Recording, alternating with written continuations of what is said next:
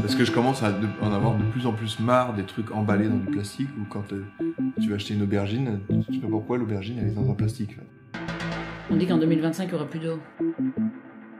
Est-ce que t'as vu ce que ça fait un citadin quand tu le mets en pleine nature ? Je sens quand même en moi que j'ai une mission à accomplir. Allez, c'est parti.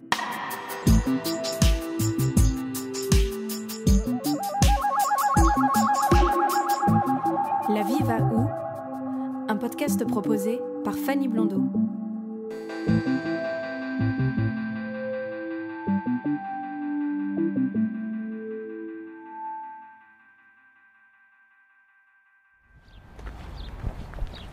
Bonjour.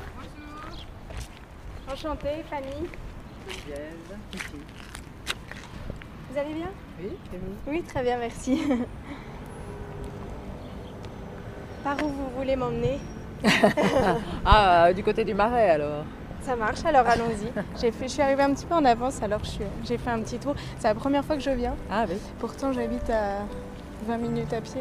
Ah bon, même ceux qui habitent en face parfois ne sont pas au courant que ce plan d'eau existe. Mais vous avez déjà vu le plan d'eau ? Oui, j'ai été voir par là, ouais. Chers auditorices, pour ce nouvel épisode, je vous emmène à la découverte d'un marais en plein cœur de ville. Le marais Wills, qui tient son nom du quartier où il se situe, est d'abord un vaste terrain marécageux choisi à la fin du XIXe siècle par les frères Wilmans pour y construire leur brasserie en activité jusqu'en 1988 et ensuite laissé à l'abandon pendant 20 ans. En 2008, de l'eau est apparue à la suite de forages effectués lors de travaux de fondation pour la construction de bureaux. Ces travaux furent abandonnés. Un marais s'y est créé, attirant l'attention des riverains, ainsi qu'une très riche biodiversité. Geneviève est une citoyenne de la commune de Forêt à Bruxelles.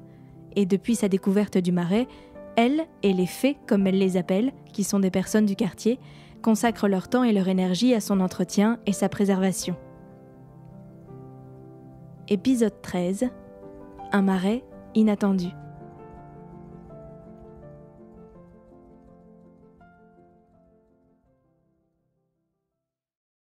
Donc je suis une habitante de Forêt avec son chien Fifi et nous avons découvert ce plan d'eau qui n'était pas un plan d'eau, mais enfin voilà, cette inondation en 2015 je crois, par hasard. J'habite à côté, mais comme beaucoup, comme il est caché de la rue, qu'on le voit uniquement par le train. Il y en a beaucoup qui rêvent, quand on passe en train, là, comme ça, sur la ligne, on le voit d'en haut, on se dit qu'est-ce que c'est que ça ? Et voilà, donc je l'ai découvert, j'ai trouvé ça merveilleux, et puis j'ai partagé cette information que ce lieu existait. Donc, sans le vouloir, je suis rentrée dans un combat pour le sauver, au fait. Voilà, et depuis 2015, surtout depuis 2017, c'est du quotidien quasi. Je ne peux pas partir en vacances sans... Ouais, ce genre de combat, il ne faut pas lâcher, il ne faut pas trop lâcher. Donc en réalité, si on dit l'histoire de ce marais, ce n'est pas un marais, mais on l'a appelé Marais Wills. Ce n'est pas un marais, mais c'est une biodiversité qui correspond assez bien à un marais. Et c'est un spécialiste naturaliste, Léon Méganc, qui en 2015, quand il a fait le relevé pour le plaisir, qu'il a fait le relevé de la faune et la flore ici, il a donné le nom de Marais Wills, parce qu'il y a le Wills à côté, et il a mis Marais du Wills, et on l'a toujours appelé comme ça depuis. Alors je ne sais pas si ça va durer, mais on en a même fait un logo, etc. Et donc, c'est pas un marais, c'est un plan d'eau qui a été progressivement créé suite à un accident, c'est-à-dire qu'un percement de la nappe phréatique au moment de l'excavation des terres et des fondations qui ont vraisemblablement, pour la construction de bureaux, donc, qui étaient prévus avec permis, et qui ont vraisemblablement percé la couche d'argile au-dessus d'une nappe phréatique à divers endroits, et donc l'eau est montée Alors en général, on est sur Bruxelles, elle monte un tout petit peu et on pompe. Et donc là, ils avaient beau pomper, ça remontait. Et puis il y a eu la crise bancaire en 2008 et ils ont abandonné les travaux parce qu'ils avaient d'autres chantiers de toute façon. Et voilà, et donc à partir de ce moment-là, voilà, la nature a repris ses droits, elle s'est installée à l'insu de tout le monde, comme ça. Ça a commencé par une mare, sans doute, de canards, et puis après le marais, le plan d'eau s'est étalé. C'est chouette, hein, ici on entend la troglodyte, la grenouille. Je ne sais pas si c'est un crapaud ou une grenouille. En général, c'est beaucoup de grenouilles. Ici, il y a un concert. Les mois qui viennent de passer, quoi, au printemps, c'est extraordinaire. Hein. Et donc voilà, le plan d'eau s'est étalé. Il y a la roselière, il y a toute la faune et flore qui va avec. Il y a la saulerée au bout. Et en 2017, le propriétaire a remis une demande de permis pour construire 220 logements sur une dalle de béton pour mettre du parking en dessous, en niant totalement l'existence de ce plan d'eau qui pour eux et pour la région était juste une inondation. Mais c'était un peu surréaliste il y avait tout ce relevé de biodiversité, d'oiseaux et de faune, flore, d'eau. Et puis il n'y avait pas de plan d'eau. Donc c'était, voilà. Et voilà, on s'est battu avec beaucoup d'habitants et des associations. Et voilà, par 2 fois le permis a été refusé.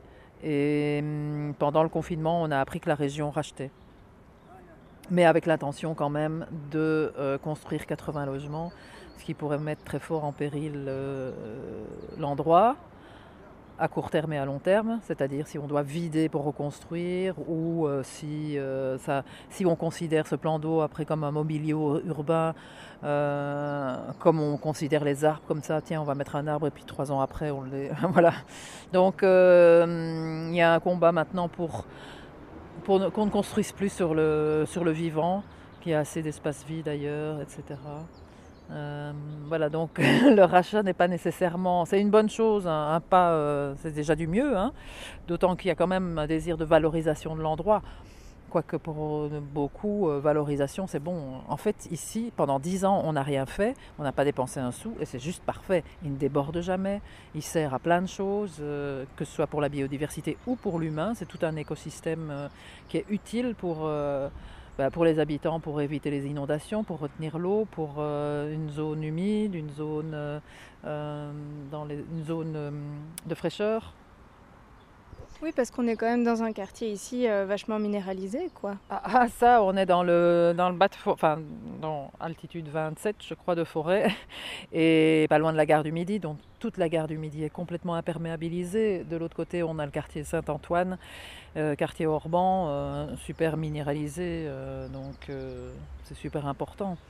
Maintenant, ça doit être, est-ce qu'il faut faire le choix entre espace vert et bleu et ouvert, ou bien laisser une bonne partie juste pour la nature sauvage, parce que en fait cet endroit, évidemment, on ne peut pas marcher sur l'eau. Donc si on rajoute 300 personnes, 70-80 appartements, ça à la louche 200 à 300 personnes, il n'y a juste pas la place. Si on veut conserver ou sauvegarder la nature sauvage, il y a toute une partie qui, là on vient d'entendre le grèbe castagneux, il ne restera pas, hein. Les bergeronnettes, elles ne resteront pas. Enfin, il y a toute une série de choses qui, si on commence à s'installer et à mettre l'humain au centre de cet endroit, alors est-ce qu'elle ne restera pas? Est-ce que c'est important? En fait, c'est important de créer des écosystèmes et un maillage d'écosystèmes. C'est-à-dire que, à force, s'il n'y a pas ce maillage d'écosystèmes, ils vont disparaître. En tout cas dans les milieux urbains, etc. Donc voilà, il faut un peu d'humilité, je crois, par rapport à un endroit pareil. Et dans votre lutte, vous avez réussi à avoir par exemple des avis d'experts, entre guillemets, de gens qui arrivent à vous soutenir en disant ici il y a beaucoup de biodiversité, ici il y a beaucoup d'espèces importantes, et qui vous aident du coup à maintenir ce lieu tel quel? Oui, au moment des enquêtes publiques et commissions de concertation, on avait quand même Natagora, quelques associations comme ça. Et donc il y a depuis 2015 et depuis longtemps de toute façon des spécialistes qui font le relevé sur observation.be et qui relèvent toute la faune, plutôt faune que flore de l'espace. Donc c'est ce qui nous a permis, peut-être qui a sauvé le lieu, c'est parce que le propriétaire précédent, dans la case biodiversité de la demande de permis, il faut remplir un rapport. Qu'est-ce qu'il y avait à biodiversité? Il y avait poissons. Les poissons qu'on a mis pour qu'ils mangent les larves de moustiques. C'est tout. Et donc on a pu sortir la liste de 173 espèces, je pense, de faune et flore qu'il y avait à cet endroit. Parce que en fait, les fonctionnaires qui lisent les rapports, ils ne connaissent pas le lieu. Donc si on n'a pas une preuve de ce qu'on avance, et ça sert quand même de preuve. Bruxelles Environnement consulte ces dossiers. Maintenant, c'est vrai que je trouve que peut-être tout ce qui est naturaliste, botaniste, j'aimerais qu'ils prennent la parole aussi, parce qu'ils ne sont pas écoutés nécessairement. L'urbanisme, par exemple, est en train de créer un groupe de consultance pour les gros projets, etc., où, au fait, on retrouve ingénieurs, architectes, urbanisme. Et il manque les botanistes, etc. Donc je les incite à je sais pas, à faire une carte blanche, etc. Alors il y en a beaucoup des cartes blanches, mais voilà, à exiger à ce qu'ils soient entendus aussi pour ce genre de projet. Et vous êtes combien du coup environ à lutter pour la pérennité de ce lieu?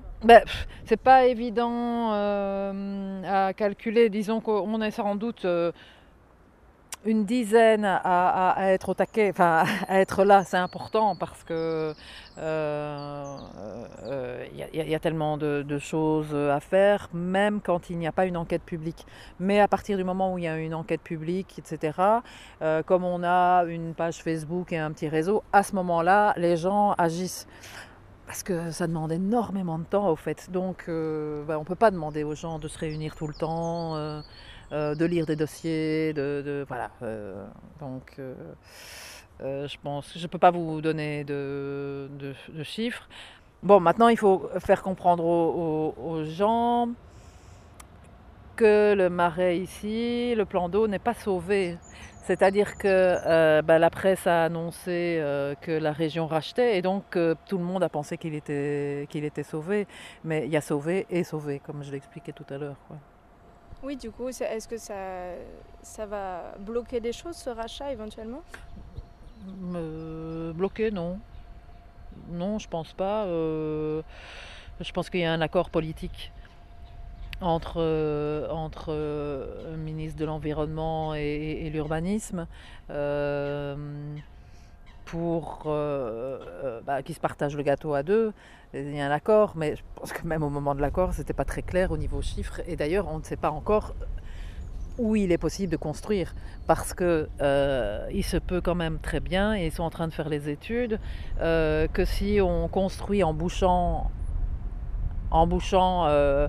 certaines arrivées d'eau, puisque l'eau vient d'en bas, elle vient aussi de la pluie, mais essentiellement ça vient de la nappe phréatique. Eh bien, à ce moment-là, ça ne va plus être vivant et il va commencer à y avoir des problèmes s'il n'y a plus de flux et de circulation dans cet endroit. Ici, il n'y a pas une seule algue. C'est vraiment le plan d'eau le plus propre de Bruxelles. Il n'y a pas d'algues, il n'y a pas d'eutrophisation, ça ne sent pas mauvais, ça ne déborde pas. Enfin, tout y est, tout y est. C'est ça. Et si on intervient, il est possible que, voilà, si on bouche la circulation. Donc voilà, tout est à l'étude actuellement. Et on attend. Enfin, on attend, on agit aussi. Oui, donc pour l'instant, au niveau de l'entretien de ce lieu, est-ce qu'il y a un entretien particulier? Depuis le rachat, il y a eu dans les premières semaines un entretien en ce sens qu'il y avait un peu plus de... on ne voyait pas au loin parce qu'il y avait beaucoup de verdure, donc ça ils ont nettoyé. Ils ont un peu plus nettoyé, il y avait 2-3 matelas ou quoi qu'est-ce, voilà. Et puis ils ont mis ces barrières. Et donc l'entretien de Bruxelles, parce que ça va être géré par Bruxelles Environnement, ça ne viendra qu'en octobre. octobre, je pense. Donc pour le moment, il n'y a pas particulièrement de gestion, mais il y en aura besoin, ça dépend de qu'est-ce qu'on veut en faire comme gestion. En tout cas, une roselière, si on veut la maintenir en roselière, donc la roselière, ce sont les roseaux qu'on voit là, devant, et qui ont une biodiversité très spécifique aux roselières, et qui sont venues toutes seules. Il y en a 3 ici dans l'endroit. Ça s'entretient, c'est une plante invasive. Donc elle peut couvrir toute l'eau, c'est ça, en fait on aura de moins en moins d'eau, ce qui n'est pas grave en soi, hein. Mais ça s'entretient aussi parce que si on ne l'entretient pas et si on ne la fauche pas, progressivement il va y avoir des saules qui vont venir s'installer, en tout cas des arbres ou des espèces qui aiment l'eau, et donc ça va devenir par exemple une sauleraie, et de la sauleraie, ça va passer à une petite forêt, puisque les saules, par exemple, perdent leurs arbres ou les bouleaux, quoi, leurs feuilles, ça devient de l'humus, et puis un autre arbre qui a besoin de moins d'eau va s'installer, et voilà, c'est super intéressant, c'est du vivant, quoi. Et donc, il faut voir quel est le projet de gestion de cet endroit. Alors, la gestion, il y a eu des faits ici, en 2019, quand on attendait la réponse pour s'il allait avoir le permis de construction de 177 logements. Comme c'était pas entretenu et à l'abandon depuis longtemps, donc à l'état de friche, il y avait quand même des déchets. Un endroit spécifique, spécial, enfin oui. Et donc il y a des habitants qui se sont dit c'est pas à nous mais on va quand même entretenir. Et donc on a commencé une petite séance de nettoyage un dimanche, et puis on s'est dit non, on va faire ça tous les dimanches, et on a appelé ça des crades parties. Et là il y a eu une force collective extraordinaire pour nettoyer tout ça, mais par tous les temps c'était... Quand je revois les photos, je me dis mais comment est-ce qu'on a fait, quoi. Et il y a des gens qui venaient d'en dehors de Bruxelles, voilà, et la presse a suivi. Et donc à ce moment-là, je pense que la région s'est dit ah ouais, il y a quand même quelque chose, quoi. Parce qu'on a vraiment sorti à la main. C'est dingue en fait ce qu'on a sorti des matelas parce qu'en fait il y avait des gens qui habitaient là et on ne leur avait jamais proposé, c'est la région ou la commune, de containers, et donc c'était des baluchons, des vêtements, des vidanges, des piles, mais c'était une lasagne de 10 ans en fait, de déchets. Donc voilà, ça c'était l'entretien. Il y avait de temps en temps des gens qui mettaient des dépôts ici, mais c'était surtout de l'occupation. Donc ici ça va. Voilà.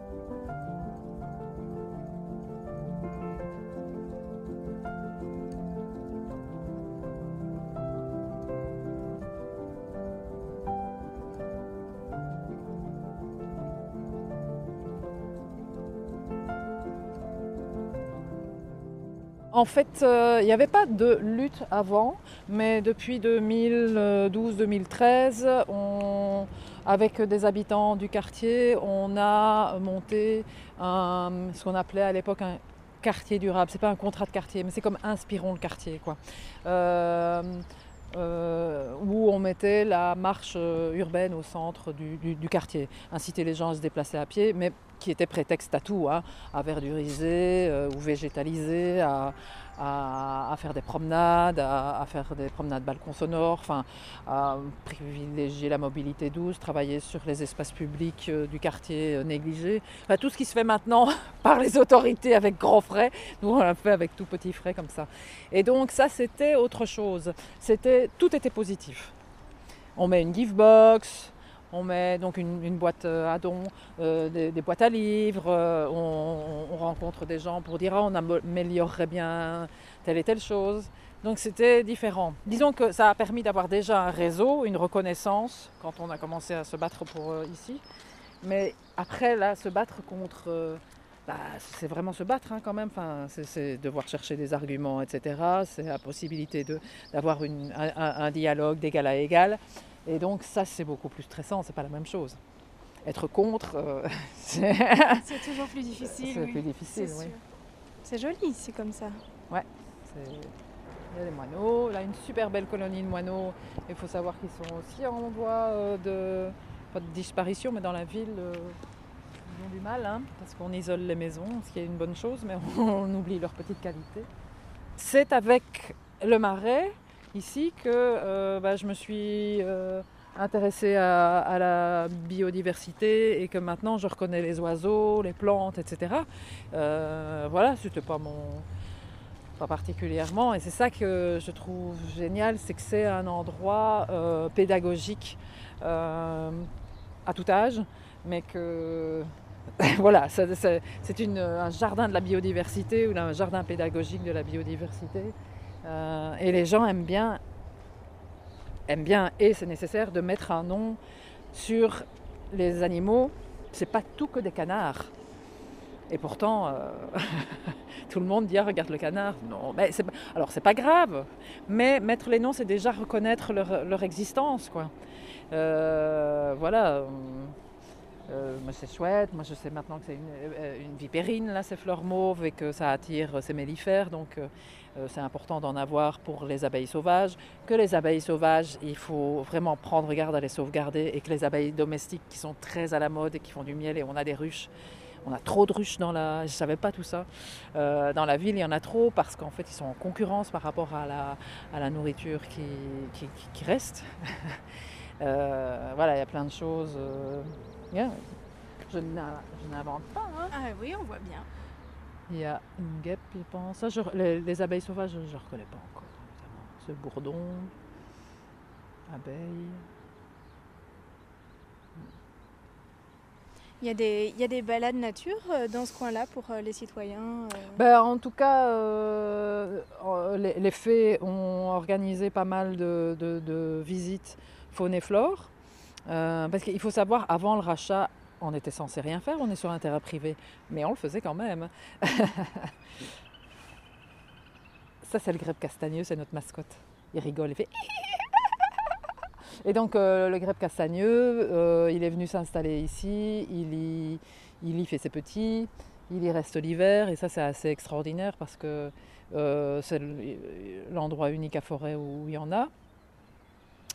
Et il est venu ici parce que l'eau n'est pas très très profonde. Et donc on s'est dit, peut-être que c'est lui qui va pouvoir nous sauver l'endroit. Et voilà, et c'est notre mascotte, il rigole, ça fait du bien quand on passe. Des fois j'angoisse pour lui, je l'entends pas, je me dis où est-ce qu'il est, parce que ça vit quand même 15 ans en réalité. Et là ils viennent faire, c'est la deuxième couvée, donc c'est super. Il a peut-être besoin qu'on l'aime. Qu'on s'inquiète pour lui. Voilà, c'était ici le tas de déchets, jusque là. Il y en a encore un peu, on voit. Ouais, parce qu'en fait, on n'a pas pu... À un moment, c'était trop profond. Enfin, on était quand même avec des bottes et c'est chouette parce que maintenant, je vois que ce sont des massettes qui poussent. Donc, il y a les roseaux et puis les massettes. Et là, c'est plutôt... ça devient une saulerée. Donc, comme j'expliquais, c'est plutôt des saules. Et donc, ça assèche, mais ça reste de l'eau en dessous. Et voilà, c'est un choix qu'il va falloir faire avec Bruxelles Environnement et qui est négocié avec l'urbanisme. Est-ce qu'on entretient, donc ça veut dire qu'il faut arracher ou couper certains saules. Et puis, il y aura les roseaux qui s'installeront ou qui se réinstalleront. Ou bien on laisse comme ça, ou bien on construit dessus, puisque c'est l'endroit éventuel où on mettrait les 80 logements en tour. Et comment vous avez appris toutes les toutes ces plantes qu'il y a ici? Au fur et à mesure, on vous a appris ou vous avez cherché? Non, je pensais que j'allais jamais y arriver. Les plantes, c'est déjà un peu plus facile parce qu'on a le temps de les observer. Et puis avec toutes les applications ou les bouquins, on les reconnaît. C'est juste que chaque année, il faut se le remettre en tête. C'est un bon exercice. Mais pour les oiseaux, je croyais que je n'allais pas du tout y arriver parce que ça me semble au chant, tout ça, je me disais oulala non. J'ai reçu des fées une paire de jumelles. Donc déjà avec les jumelles ça aide à reconnaître parce que on voit pas un oiseau, c'est assez petit. Et puis après j'ai quand même acheté un appareil avec un zoom, un appareil photo. Et à ce moment-là, une fois qu'on a la photo, qu'on reconnaît le chant, qu'on peut aller chercher une fois qu'on a la photo, on commence. Et puis ici, il n'y en a pas 36 000 non plus d'oiseaux. Il y en a des nouveaux, alors c'est chouette, on cherche. Mais sinon, à force, on commence à les reconnaître. Le troglodyte, il te fait trrrt, et la rousserolle, chacun a ses... Il y a des petits trucs. Hein. La rousserolle effarvate qui est ici, c'est pas celle-ci. Elle fait, il faut reconnaître, c'est le son de la connexion ADSL pour ceux qui ont connu. Oui. Et une fois qu'on a ça, on se dit ah oui c'est elle et puis on la reconnaît quoi. Après il y a des si je suis ici c'est que je suis assis ou si je suis voilà donc ça c'est des moyens mnémotechniques plus ou moins. Viens vite, viens vite, viens vite. Ça c'est la mésange. Voilà. Donc c'est possible. C'est pas Et oui, j'allais dire, et du coup, s'occuper et lutter pour la préservation de ce lieu, c'est votre activité principale? Ça pourrait, hein? Ça pourrait, oui. Oui, quasi, au fait. Ça prend énormément de temps, oui. En même temps, c'est quelque chose qui me plaît naturellement, sinon sans doute je ne l'aurais pas fait. Mais tant qu'on apprend, qu'on rencontre des chouettes gens, qu'on sent que ça correspond à soi, voilà, c'est quelque chose, je m'y attendais pas, j'ai mis le doigt dans l'engrenage, mais voilà, ça prend énormément de temps. Et qu'est-ce que vous aimeriez, avec les années, que ce lieu devienne? Je pense que, alors, il est vaste, on peut en faire un chose, mais j'aimerais que ce soit un lieu où la nature sauvage est respectée, où c'est la nature elle-même qui est au centre et c'est pas l'humain qui vient s'imposer dedans. Ce qui serait rare en plein centre-ville comme ça, c'est quand même merveilleux, non? C'est pas beau? C'est incroyable. C'est pas un parc, quoi, c'est pas n'importe quoi. Donc pour moi, c'est plutôt un temple. Un endroit où on vient se ressourcer, etc. Si c'est pour retrouver une plaine de jeux comme il y en a partout ailleurs, je trouverais ça dommage. Et les enfants adorent venir ici aussi. Il ne faut pas les suractiver, les enfants. Hein. On pense ça. Mais en fait, pendant le confinement, il paraît que ça faisait ça leur faisait du bien quoi, d'être au calme, de regarder juste les oiseaux, et quand ils sont émerveillés, quand ils voient des poissons. Ils regardent juste et ça les calme. Un plan d'eau, ça calme. Donc ce serait plutôt un centre de biodiversité. On peut mêler d'autres choses, mais c'est surtout que la nature soit au centre. Voilà, que ce soit un temple. L'activité, et la région veut qu'il y ait du monde de toute façon. Mais il pourrait y avoir du monde. Tout ce dont nous on a besoin, c'est des bancs et de l'ombre. Voilà. On n'a pas besoin de grand-chose de plus. Mais non, il faut certainement trouver plein d'activités à y faire pour qu'un maximum de gens y viennent. Ça, c'est la politique. Et on ne peut pas refuser que les gens viennent, c'est pas ça, hein, et c'est même pas le but, c'est qu'ils viennent seulement. Mais en respectant, en apprenant, t'es pas obligé de mettre de la musique à donf, de faire un barbecue qui pue, à t'enivrer, je sais pas. Et alors ici, il y a ce bâtiment qu'on appelle le Métropole, qui va être aussi restauré, et il faut voir... C'est pas la DSL, ça? Ça ressemble à la connexion ADSL.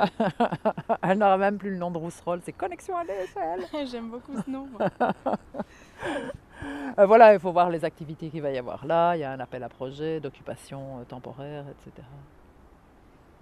Ceci, ça c'est de la renouée du Japon qui est envahissante dans toute l'Europe. Une plante qui a été apportée par les Pays-Bas, je ne sais pas, au XVIIIe siècle je crois, et qui a eu le prix de la plus belle plante.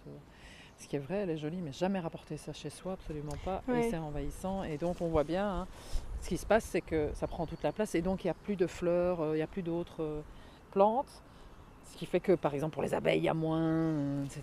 Et c'est des racines de 6 mètres. C'est un calvaire, un casse-tête pour tout le monde. Avec des fées, je dis toujours avec des fées parce que ce sont des habitants et on ne le fait pas nécessairement avec autorisation. Mais on va enlever cette partie ici régulièrement de renouée du Japon pour que ça n'avance pas. Mais c'est tout le monde essaie, enfin, même Bruxelles Environnement ne trouve pas la solution. Mais voilà, on se dit, ça va tellement vite, c'était tout petit comme ça il y a une semaine. Mais du coup, sur les potagers qui sont vraiment à l'autre bout, ouais. J'ai vu qu'il y avait des petites parcelles pour des particuliers en fait. Oui, il y a des parcelles, je crois qu'il y a une vingtaine ou 30 parcelles pour des particuliers qui sont plutôt des parcelles de potagers, des potagers qui montrent que les fraises ne poussent pas dans les frigos. Hein. C'est pas pour vivre avec quoi. C'est déjà ça. Et là, ces parcelles de pleine terre, certaines d'entre elles, elles vont être mises en bac parce que y a un projet justement ce projet de parc infrastructurel. Les bureaux d'études et autres estiment qu'il n'y a pas assez de public, de vie, etc. C'est cette notion de revitalisation alors que ça vit très bien. Alors, ça c'est dingue, c'est pour tout. On va revitaliser et au fait tout se passe très bien, il y a de la solidarité, il y a les enfants s'occupent sans problème. Mais voilà, il faut... Ça doit être full, simplement.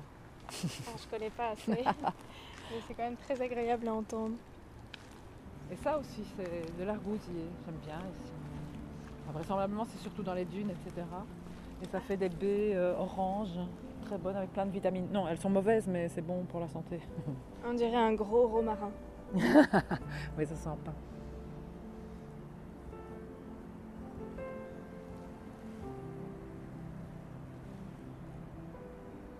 Je trouve ça super qu'un accident, entre guillemets, fasse naître une chose pareille, quoi. C'est incroyable. Parce que ça reste récent, en fait, au final, mine de rien. Ça a 10 ans, ouais. Et sans rien, sans intervention, quoi.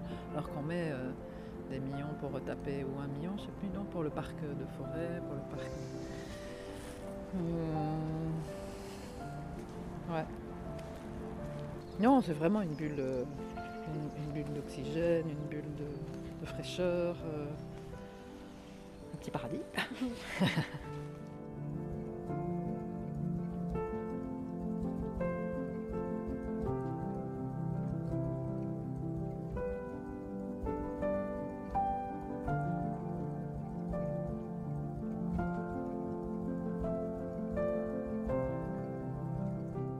Un grand merci à Geneviève pour sa disponibilité. Si vous souhaitez en savoir davantage sur le Marais Wils, vous trouverez les informations nécessaires dans la description de l'épisode. N'hésitez pas à suivre les pages Facebook et Instagram @lavivaopodcast ou écrire à lavivao@gmail.com. À bientôt.